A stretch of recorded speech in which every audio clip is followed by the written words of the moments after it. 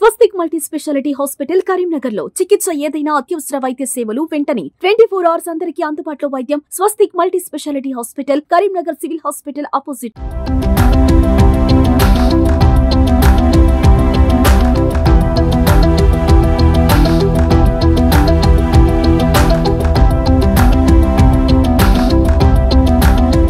So నేను 3 machines ready చేశాను. ఒకటి ప్రత్యేకించి పసుపు దంచేటందుకు, తర్వాత మిగతా 2 మెషిన్స్ వచ్చేసరికి కారము, ధనియాల పొడి, తర్వాత పిండి కూడా. సో ఇంకా అసలు ఎవరూ చేయండి, ఇప్పుడు ప్రపంచంలో ఇంకెవరూ చేయట్లేదు కూడా, దంచి పిండి తయారు చేయడం. గోధుమ పిండి, రాగి పిండి, జొన్న పిండి, అన్ని పిండిలు కూడా దంచి చేస్తాం. ఫ్లోర్ కాకుండా సో దంచి తోటి చేయకుండా దంచి చేస్తాము. ఇదేనా సార్ మీరు తయారు చేసింది? అవునండి. ఏంటి బయట కంపెనీలకున్న ఈ కారం మిల్లులకి దీనికి వేరియేషన్ ఏంటి? బయట ఇప్పుడు అక్కడ ఇక్కడ కొద్దిగా దంచి చేస్తున్నారు. పాత మిల్లులు వాడుకొని, ఏవైతే పాత డిజైన్స్ ఉన్నాయో వాడుకొని చేస్తున్నారు, అవి ఉన్నాయి. అది కాకుండా మిగతా వాళ్ళందరూ చేసేది కారం కానీ పసుపు కానీ ఏదైనా పొడి చేయాలంటే పల్వరైజర్ అనే ఒక మెషిన్ వాడతారు. ఆ పల్వరైజర్ ఏంటంటే మిక్సీకి ఒక పెద్ద రూపం. ఓకే. సో మిక్సీకి ఒక 100 రెట్లు పెద్దగా ఉంటే ఎలా ఉంటుందో ఆ మెషిన్ పల్వరైజర్. సో దాంట్లో ఏంటి, మిక్సీలో ఎలాగైతే మనము ఏదన్నా మెత్తగా చేద్దామని చూస్తే వేడిగా వేడిగా అవుతుంది, దాని తర్వాత దాని టేస్ట్ తగ్గిపోతుంది, దాని టెక్స్చర్ కూడా ఉంటుంది, క్వాలిటీస్ అని పోతాయి. సేమ్ ఇప్పుడు మార్కెట్లో ఉన్న అన్ని మిషన్స్, అంటే దంచే మిషన్స్ కాకుండా మిగతా అన్ని మిషన్స్కి ఈ ప్రాబ్లమ్స్ ఉంటాయండి. సో దానివల్ల ఏదైనా తీసుకోండి, అవి తొందరగా ఖరాబ్ అయిపోవడము, అది ఖరాబ్ అవ్వకుండా ఉండేందుకు ప్రిజర్వేటివ్స్ వాడడము, కలర్స్ వేయడము, తర్వాత ఇంకా వేరే ఇతరత్ర అడిటివ్స్ కలిపి దాన్ని ఎక్కువ కాలం ఉండేలాగా, దాంతో న్యాచురాలిటీ కంప్లీట్ పోతుంది. న్యాచురాలిటీ పోతుంది. అట్ ద సేమ్ టైం దాంట్లో ప్రతి ఒక్క స్పైసెస్కి మెడిసినల్ వాల్యూస్ ఉంటాయి. మెడిసినల్ వాల్యూస్ అన్నీ వెళ్ళిపోతాయి. యాక్చువల్లీ అవి సెన్సిటివ్ ఉంటాయి బాగా. సో మెడిసినల్ వాల్యూస్ ఏవి ఉండవు దాంట్లో. అంటే ఉన్న పాతకాలం మెషిన్ని, ఆ కాన్సెప్ట్ని దాన్ని అడ్వాన్స్డ్ మెషిన్ చేసి దీన్ని స్కేలప్ చేసుకుంటూ ఏమంటారు, అది ఒక 100 మంది అంటే ఏమంటారు, ఒక మెషిన్ 10 మందికి కావాల్సినంత చేసినా అయిపోతుంది దాని కెపాసిటీ ఒక రోజుకి. ఓకే. ఆ కెపాసిటీ ఇంక్రీజ్ చేసి దాంతోపాటు ఇది ఇండస్ట్రియలైజ్ చేయాలన్న థాట్ తోటి నేను ఈ మెషిన్ అనుకున్నాను. ముఖ్యంగా ఏంటంటే ఫస్ట్ మా మదర్కి ఆ మెషిన్ ఇస్తే తను ఫ్రీ అవుతుందన్న ఉద్దేశంతో ఆ డిజైన్ స్టార్ట్ చేశాను. సో దాని తర్వాత వచ్చిన ఆలోచన ఏంటంటే, ఇంకా అమ్మల్ని ఎందుకు కష్టపెట్టాలి, సో మనమే ఆ లోడ్ తీసుకొని ఆ రెస్పాన్సిబిలిటీ తీసుకొని ఒక ఇండస్ట్రీ లాగా చేస్తే ఎలా ఉంటుందానికి ఇది మేము ఇచ్చిన రూపం. ఓకే. సో అయితే రోకల్ నేచురాలిటీ అలాగే ఉంచుతూ దాని నుంచి ఎలాంటి వేరే చెడు రాకుండా, సో దీంట్లో మీరు అన్నారు కదా చెడు అని, సో మనం ఏవి కలపాల్సిన అవసరం లేదు. అంటే ప్రిజర్వేటివ్స్ కానీ, అడిటివ్స్ కానీ, తర్వాత కలర్స్ కానీ, ఆయిల్స్ కానీ ఏవి కలపకుండా పూర్తిగా మిరపకాయలు తీసుకుంటాం. వెనకటి రోజుల్లో మన అమ్మమ్మలు నానమ్మలు రోకలు వేసి రోల్లో వేసి రోకలతో దంచితే ఇంట్లో అమ్మమ్మ ఎలా తయారు చేసేదో, నానమ్మ ఎలా తయారు చేసేదో అదే పద్ధతిలో తయారయ్యి అంతేకాలం నిలువ ఉండేలాగా. ఇప్పుడు సంవత్సరం అయినా కారం ఖరాబ్ అయిపోయేది, పసుపు ఖరాబ్ కావదు. బట్ ఇప్పుడు మీరు పసుపు కానీ కారం కానీ ఏదైనా తీసుకోండి, 15 రోజుల నుంచి ఒక నెల లోపే ఖరాబ్ అయిపోతుంది. దానికి ఉన్న క్వాలిటీస్ అన్ని 50% వెళ్ళిపోతున్నాయి. రీజన్ ఏంటంటే ఆ ప్రాసెసింగ్ మెథడ్లో. సో అమ్మమ్మ చేసినట్టు నానమ్మ చేసినట్టు చేయట్లేదు కాబట్టి దానికి ఇది ఒక అడ్వాన్స్ టెక్నాలజీ ఉపయోగించేసి అదే స్టైల్లో చేసిన, అదే టేస్ట్ చేసిన మిషన్ ఇది. సో ఇందులో ప్రత్యేకత ఏంటంటే, ఏదైతే మా అమ్మకి పాతకాలం మెషిన్ నేను అడ్వాన్స్ చేయాలి, మీద పడకుండా ఉండేటందుకు, సౌండ్ రాకుండా ఉండేందుకు, కళ్ళలో పడకుండా ఉండేటందుకు అన్నదానికి ఇది ఏంటంటే, ఇక్కడ మనం ఉండాల్సిన అవసరం లేదు. మనం ఒకసారి మ్యాన్ పవర్ తోటి, ఇంతకుముందున్న మ్యాన్ పవర్ తోటి ఇప్పటికి 90% పని లేదు. మ్యాన్ పవర్ తగ్గిపోయింది. సో మ్యాన్ పవర్ వాళ్ళు ప్యాకింగ్ చేసుకోవడానికి, వేరే థింగ్స్ చేసుకోవడానికి, గ్రేడింగ్ చేయడానికి, అంటే కాయలు రైతు పండించాడు, అవన్నీ ఒక తిరిగా ఉండవు. సో అవి మొత్తం దాంట్లో ఏమన్నా క్వాలిటీ గ్రేడింగ్ చేసేసి మన కాయలు కానీ మన గింజలు వస్తే అవి తీసేస్తారు. సో ఆ గ్రేడింగ్ అని చేసుకోవడానికి ప్రత్యేకించి మెషిన్ దగ్గర ఉండి చేయాల్సిన అవసరం లేదు. సో అలా తయారు చేసాం. దీంట్లో ఏంటంటే దాని దంచుకుంటుంది, కలుపుకుంటుంది, కలిపిన తర్వాత మెటీరియల్ అంతా కూడా పూర్తిగా మెషిన్లోంచి బయటకి ఇచ్చేస్తుంది. చేయి పెట్టి తీసుకోకుండానే పూర్తిగా మెటీరియల్ అంతా బయటకు వచ్చేస్తుంది. ఓకే. సో అది దీని ప్రత్యేకత. అసలు ముట్టుకోవాల్సిన పని లేదు, ముట్టుకోవాల్సిన పని లేదు ఎక్కడ. శుచితో పాటు శుభ్రత కూడా దీని ద్వారా సాధ్యమవుతుంది. ఓకే, అవునండి. అయితే సార్ ఇది పెట్టేందుకు ఈ ఆలోచన వచ్చింది మీ అమ్మగారు కోసం చేశారు. అయితే ఇంత భారీ యంత్రాలు తయారు చేయాలంటే ఎంత ఖర్చు వచ్చింది? మీరు ఆర్థికంగా మిడిల్ క్లాస్ ఫ్యామిలీ అని చెప్పారు, ఎలా దీన్ని చేయగలిగారు? దీన్ని ఎలా చేయగలిగానంటే దీనికి అయిన ఖర్చు ఒక మెషిన్కి 12 lakhs వరకు అయిందండి. 12 lakhs తక్కువ. అంటే ఇది నేనే దగ్గరుండి నేనే పూర్తిగా డిజైన్ నాదే, తయారు చేసుకోవడం కూడా నేనే రా మెటీరియల్ తెచ్చుకొని పూర్తిగా కట్ చేసి అన్ని వెల్డింగ్ కూడా చేసుకొని అన్ని రకాలుగా దీనికి ఏమి కావాలో అంతా ఎవ్రీథింగ్ ఎలక్ట్రికల్ హార్డ్వేర్. దీంట్లో ఏంటంటే ఇది ఆటోమేటిక్ మెషిన్ అన్నాం కదా, సో ఈ ఆటోమేటిక్ టాస్క్లన్నీ చేయాలి అంటే దీంట్లో కంప్యూటర్ ఉండాలి. దాన్ని ఇంకొక స్మాల్ సైజ్ మైక్రో కంట్రోలర్ అంటారు. సో ఆర్డుయినో అని, రాస్బెర్రీ పై అని కొన్ని డివైస్ ఉన్నాయి. దాంతో నేను ఇదంతా ఆటోమేషన్ చేయగలిగాను. సో దీనికి కావాల్సిన ఎలక్ట్రానిక్స్ అంతా నేర్చుకున్నాను. తర్వాత ఎలక్ట్రికల్ ఇంజనీరింగ్ రిలేటెడ్ సబ్జెక్ట్ అంతా కూడా నేర్చుకున్నాను. తర్వాత కంప్యూటర్ అది ఎలా యూజ్ చేయాలి, అది సాఫ్ట్వేర్ ఇంజనీర్ లాగా కూడా అవ్వాల్సి వచ్చింది. దాంట్లో కావాల్సిన ప్రోగ్రామింగ్, ఇది C++ ప్రోగ్రామింగ్ అవసరమైంది దానికి. సో అదంతా కూడా నేనే రాసుకున్నాను. దాదాపు ఒక 25 pages దాకా వస్తుంది. ఇది మొత్తం నాకు చేయడానికి 12 years పట్టిందండి. 12 years. 2018లో నాకు డిజైన్ కానీ ఇదంతా ఓకే అయింది, ఫైనల్ అయింది. అరౌండ్ 2005 ఆ టైంలో స్టార్ట్ చేశాను దీన్ని డిజైన్ చేయడం. 2005లో ఆలోచన వచ్చింది. దీంట్లో అత్యంత కష్టమైన థింగ్ ఏంటంటే మనం ఇక్కడ లేకుండా చెయ్యి పెట్టకుండా మెటీరియల్ అంతా దంచిన తర్వాత అదంతా బయటికి రావాలి, ఆ పౌడర్. సో అది అన్నిటికంటే కష్టమైంది. సో అది డిజైన్ పూర్తి అవ్వడానికి నాకు దాదాపు 8 సంవత్సరాలు పట్టింది. ఓకే. దానికోసం ఒక 100s ఆఫ్ డిజైన్స్ వేసుకున్నాను. అవి ఒకదాంతో ఒకటి వేస్తూ అలా. ఏమైనా ఫెయిల్ అయ్యారా సార్ మీరు అనుకున్న ఆలోచనలో? దీన్ని చేసేటప్పుడు ఏమన్నా ఆటంకాలు ఎదురుకోవడం కానీ? ఆటంకాలు అంటే చాలా ఆటంకాలు వచ్చాయండి. ముఖ్యంగా ఏంటంటే ఇప్పుడు మనం ఏదైనా సొంతంగా చేయాలనుకోండి, నాకు ఇండస్ట్రీ లేదు, ఇలాంటి మిషన్స్ తయారు చేసే ఇండస్ట్రీ కానీ, తర్వాత దీని గురించి పూర్తిగా తెలిసిన ఇండస్ట్రీ లేదు. నేను వర్క్ చేసే జాబ్లో నాకు ఇక్కడ లోకల్లో ఏమున్నాయో నాకు అసలు ఏం ఉండదు, ఇన్ఫర్మేషన్ కానీ ఏది ఉండదు.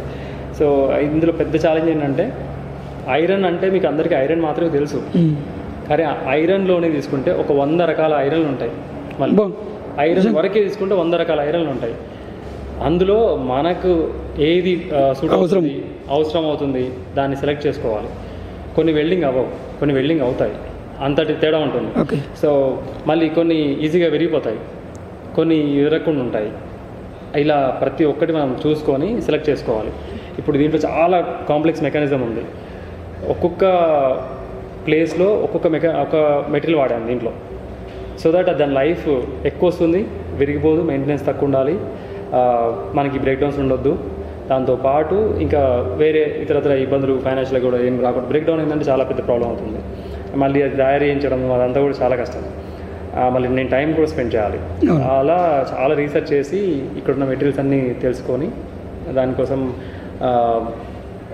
బాలనగర్, హైదరాబాద్ బాలనగర్ ఏరియా ఉంది కదా, ఇండస్ట్రియల్ ఏరియాస్ అన్నీ తిరిగి తర్వాత చాలా మందిని పరిచయం చేసుకొని వాళ్ళ ద్వారా సలహాలు తీసుకుంటూ నేను ఇన్ఫర్మేషన్ తీసుకున్నాను. సో దీనికోసం నేను ఏం చేస్తానంటే ఒక 2 సంవత్సరాలు జాబ్ రిజైన్ చేసి వచ్చి మొదలుపెట్టాను.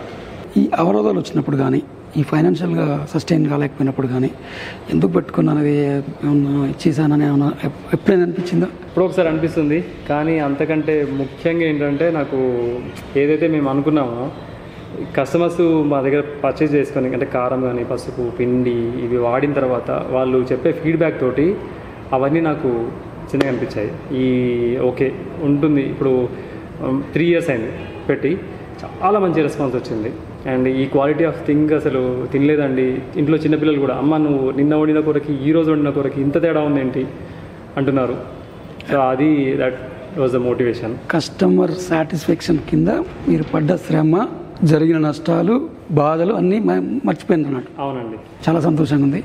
అయితే సార్ ఇది మరి చూస్తే కొంచెం హార్డ్గా కనిపిస్తుంది. దీని మెయింటెనెన్స్ కానీ వర్కింగ్ కానీ చాలా ఈజీ అండి.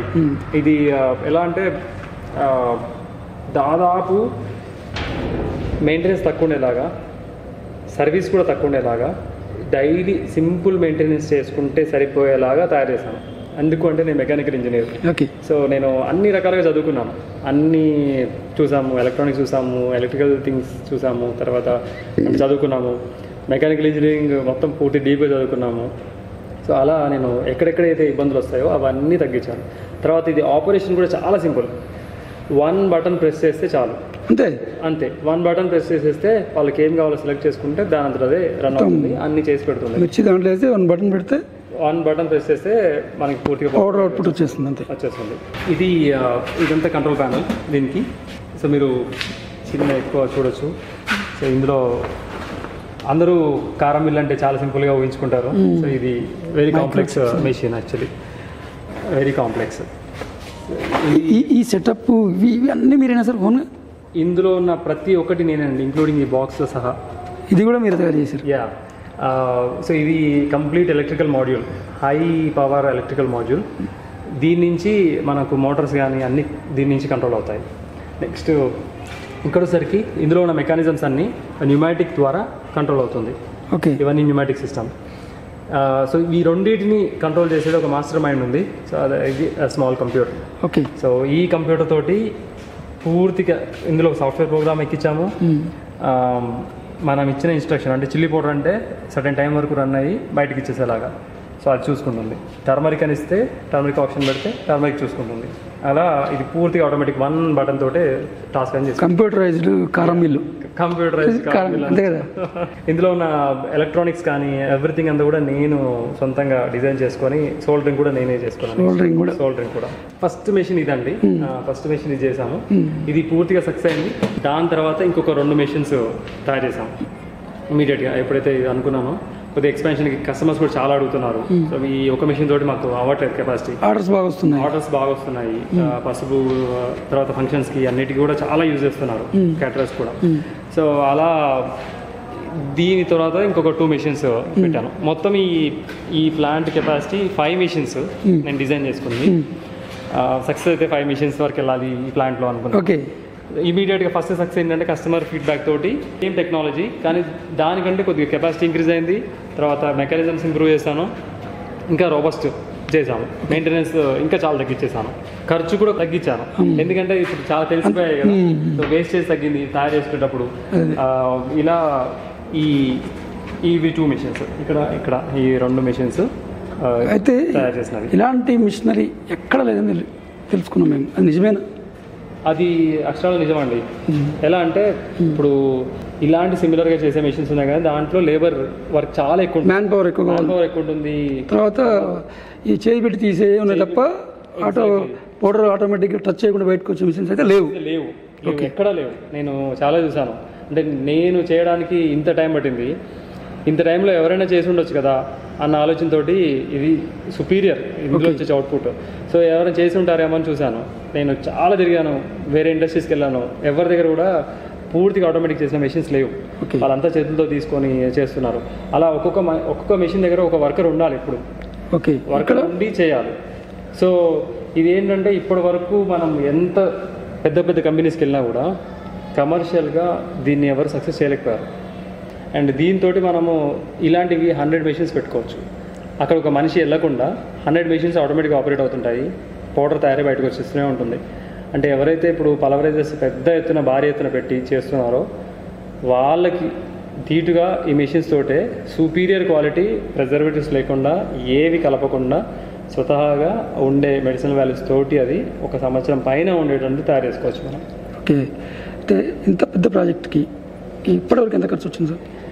ఇప్పటివరకు 1,20,00,000 వరకు వచ్చిందండి ఖర్చు. 1,20,00,000. సో మెషినరీస్, తర్వాత ఇక్కడ కన్స్ట్రక్షను, తర్వాత ఒక కోల్డ్ స్టోరేజ్ కూడా ఉంది. ఇప్పుడు ముఖ్యంగా ఉన్న వాటిల్లో చిల్లీస్, మన మిరపకాయలు చాలా సెన్సిటివ్. అవి ఎక్కువ కాలం అంటే 10 రోజుల కంటే ఎక్కువ బయట ఉన్నాయనుకోండి నల్లగా అయిపోతాయి. దాంట్లో ఉన్న మెడిసినల్ వాల్యూస్ అన్నీ పోతాయి, ఆయిల్ పోతుంది, అది ఒక రకంగా టేస్ట్ కూడా మారుతుంది. సో ఇవి కావద్దు అన్న ఉద్దేశంతో నేను అసలు దాదాపు ఎవరు కోల్డ్ స్టోరేజ్ పెట్టుకోరు ఇలాంటి సెటప్స్. కారం మిల్ ఏంటి, కోల్డ్ స్టోరేజ్ ఏంటి? కోల్డ్ స్టోరేజ్ అంటే సార్ చూపిస్తారా సార్? చూపిస్తానండి. ఇదేనండి కోల్డ్ స్టోరేజ్. ఇవన్నీ మిర్చి బస్తాలండి. ఇది పసుపు. మిర్చి పసుపు అంతా కూడా రైతుల దగ్గర తీసుకుంటాం. డైరెక్ట్ గా రైతుల దగ్గరికి వెళ్ళి హార్వెస్టింగ్ టైంలో వాళ్ళ దగ్గర తీసుకుంటాము. దానికంటే ముందు వాళ్ళతో ఫాలోఅప్ చేసుకుంటూనే ఉంటాం. మనం మిర్చి అంటే నేను కొంతమంది రైతులను సెలెక్ట్ చేసుకున్నాము. వాళ్ళతో సంవత్సరం పొడుగుతా వాళ్ళతో మాట్లాడుతూ వివరాలు తీసుకొని పంట మంచిగా వస్తుంది, తర్వాత పెస్టిసైడ్స్ కూడా చూసి వాడండి, మళ్ళీ మేము చెక్ చేసుకుంటూ లాస్ట్కి తీసుకునే ముందు పూర్తిగా చెక్ చేసుకున్న తర్వాత వాళ్ళ దగ్గర తీసుకుంటాము.